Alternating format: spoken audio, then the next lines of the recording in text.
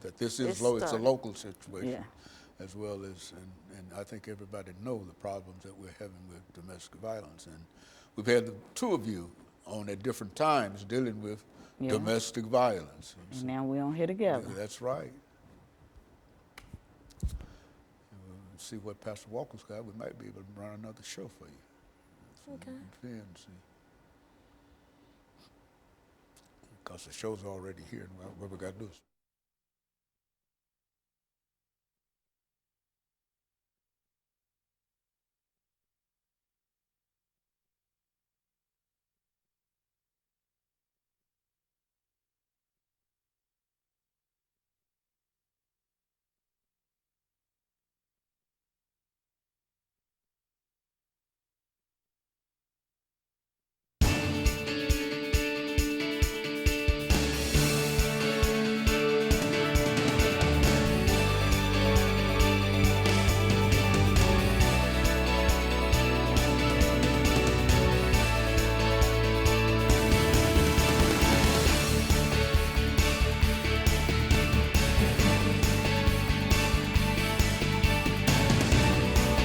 Thank you and welcome to the show this morning.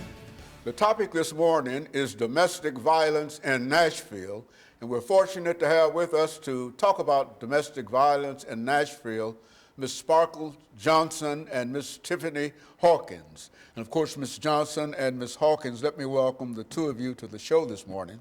Thank you. And to tell you how delighted we are to have you with us and to recognize that the topic that we're going to deal with this morning is not only domestic violence in Nashville, but when we talk about domestic violence, we're generally talking about that kind of violence everywhere, because not only do you find domestic violence in Nashville, but we want to talk about Nashville specifically because we're from Nashville, and we want people to understand how we do things locally. But before we get into that topic, Ms. Sparkle Johnson, let's see if we can have you to give us some information about your background, your education, and some of your experiences. And Ms. Hawkins will give the same information after you give us that information. And then we'll be out of the first segment, and then we can go into that second segment, which will be 8 minutes, and we'll have an opportunity to deal with domestic violence in Nashville. So let's do it from that perspective. Okay. Of course, my name is Sparkle Johnson. I'm 34 years old. I grew up in North Nashville. I graduated from Hillsborough High School. And I'm actually set to start my undergrad at TSU in August on a scholarship. And so I'm excited about that. I started my own nonprofit for domestic violence victims, men and women, 2 years ago in 2017. And it's called Super Women, Inc., and I am a 3-year survivor of domestic violence. Very good. Now, Ms. Hawkins. My name is Tiffany Hawkins. I am also a survivor. I started Victims to Victory, V2V, I think it was about 2012, because it was like God I was seeing my reflection in other women that was going through it. So he convicted me into going in to actually reaching out and helping. Like you said, both men and women, and I specialize in working with our young girls. Mm-hmm. And so we can say that there's a real need for such information for the not only the city of Nashville, but everybody ought to know more about what goes on when we talk about domestic violence. What would you say in reference to domestic violence, Ms. Johnson, in describing that to any individual who might be looking in this morning? Well, first, what me and my organization, along with Ms. Hawkins' organization does, we want to help prevent it. We want people to recognize the red flags before it gets to that point, because once it gets to that point, it's hard to get out of, and sometimes people don't get out alive. Especially with young girls, it's an epidemic. It's almost like it's cute. If he don't love me, he don't love me, he don't hit me. And they associating the two, and it's distorted mindset. I don't know where this came from, but they thinking he has to hit me to prove that he loved me. He don't want to let me go, but that's dangerous. So, and the epidemic, we say in Nashville, because just like anywhere, it starts at home.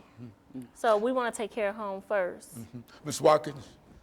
Well, bouncing off of what Sparkle said, it is an epidemic.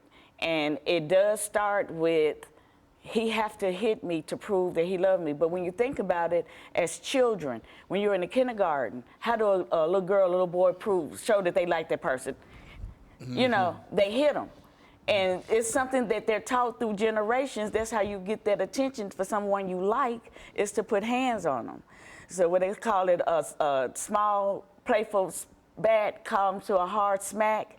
So what we need to do is show the signs, let them be able to recognize them. And once we can help them recognize them, we can give them the resource to help them through it. But they have to see the signs. They have to see for themselves. It's not a move that they can do because we want them to, or their children need them to, or their family need them to. So we have to help them see the signs and want to change. And so both of you have some information that you can leave with us this morning dealing with this as an issue, and that it might have some impact upon helping to mediate domestic violence. Is that what we're saying? And is that the purpose of this show this morning? Absolutely. Yes, sir. We want to bring awareness, get the information out, let them know that there's resources, because when you're in that situation, you think you're alone. You don't want to be judged. You hear so many times people say, well, why did she stay there? I don't know why she put up with it. Well, if you're not me, you can't tell me how it feels to walk in my shoes. It's a whole uphill battle trying to get out of that box that you find yourself in. And so you find it to be quite prevalent in Nashville, and so you think that such a show that we're doing now can have some impact in terms of helping to mediate domestic violence. Yes. And so what we'll do, we'll take our first commercial break, and then we'll get back and talk about some other aspects of this issue. We'll be back with our audience following this very, very short commercial break.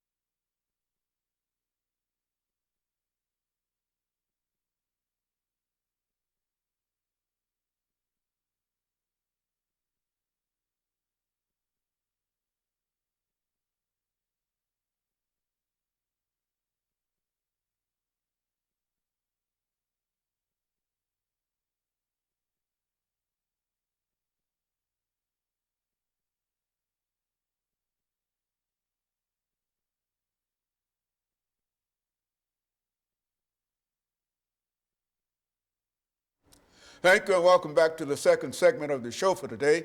We're talking to Ms. Johnson and Ms. Hawkins in reference to domestic violence in Nashville. And of course, Ms. Hawkins, I think we can start with you by having you to give us some information in reference to domestic violence and some of the impact. We've got about 8 minutes during this segment, and so talk about from your perspective, and then Ms. Johnson will sort of wrap us up for this second segment of the show for today. Go on. All right, well, Victim to Victory, V2V, we specialize in our young youth girls. We've noticed that it's been an outrage in our young girls acting out, and it's for a reason. And it's so easy to label them and stamp them bad and push them through the system, and it's still not working with the problem. So V2V, we have a segment called Danger Dating, where we are going into schools, we're reaching out to our youth girls and boys, if they're willing to speak up, about the signs of domestic violence, what is called dating danger.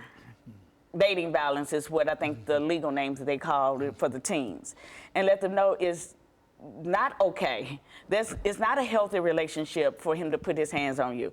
Whether or not he go buy you a Chanel bag or the glasses to cover up that black eye, that does not justify what he has done. And what they're not realizing is just because you don't see the bruises on them does not mean they're not there. The inner bruises hurt more than the physical. You know, I don't want to get hit or talked down to or any of that type of abuse, but if given an option, most survivors, because I'm not going to call us victims, or surviving, because every day is a survival. Every day, a lot of times you can get a trigger, and it takes you right back to the beginning. So it's like you're still in that spot. But we want them to it's the hurt on the inside. I would rather you put your hands on me so those wounds can heal, but the inner wounds don't. So we want to teach our young girls that the difference between a healthy relationship, the warning signs to get out of a relationship. We want to let them see that there is a life, a normal life without violence. It does not mean that you have to prove your way by doing the caveman ritual and clogging me overhead and pulling me around the house. So we started Danger Dating. We do different episodes in different locations. We actually have a Paint and Pancakes event that's coming up next Thursday, March the 23rd, 2019. We partnership with the Northwest YMCA. And what we're doing is Paint and Pancakes, and it's going to be a brunch, and we're going to be discussing issues. Sparkle will be one of our guest speakers there. We have Miss Greta. She's going to be there with her art and design. So as they speak, and I believe Sparkle said she was doing like a little workshop or something. She said she was going to do with the young ladies as well, and going to just give them information as they go through the summer that they're going to be out, and half the time the parents not going to be there, so they can kind of be mindful of the environment they're keeping, the company that they're keeping. So yeah, they will be at the Northwest YMCA March the 23rd, 2019 at 11 o'clock, Paint and Pancakes. So we just want to bring awareness to our young generation. Mr. Johnson? Yes, so as far as Superwomen Inc., we tend to cater more to the adult men and women victims. And what we do is get them the immediate resources. We provide 24-hour support. They can call me personally anytime, day or night, and we'll get them the resources. If we have to get up out of the bed, that's what I do. And me and Ms. Hawkins decided to come together because with Ms. Hawkins working with teens and me working with adults, we can kill the bigger problem, which is domestic violence, the foundations, and cover all families. Like I said, Ms. Hawkins can't do it alone, neither can I. And it actually takes more people, but we work with what we have. And so also one of the main things that keep adults in bondage or in domestic violence situations is finances. They can't live without this person, and they don't know, we've lost ourselves in this relationship because this person has begun to control us. So I also am starting workshops to show women there's plenty of ways to make your own money. You may not think you have the best skill, but you'll be surprised at what you pull out. When I got out of my surviving situation, I didn't think I could do anything but fast food. I knew I was smarter, but I just didn't know. I was lost. And now I have my own party planning business. My children, who are all under the age of 7, have their own businesses. We've all decided to make a profit out of our talents and our gifts. So, and I want to show other women, it's several ways out here to make money legally, and you can still be safe as well. You don't have to stay and jeopardize your life every day just for financials, because nothing in life is free. So, Ms. Hawkins, you think that young women especially can be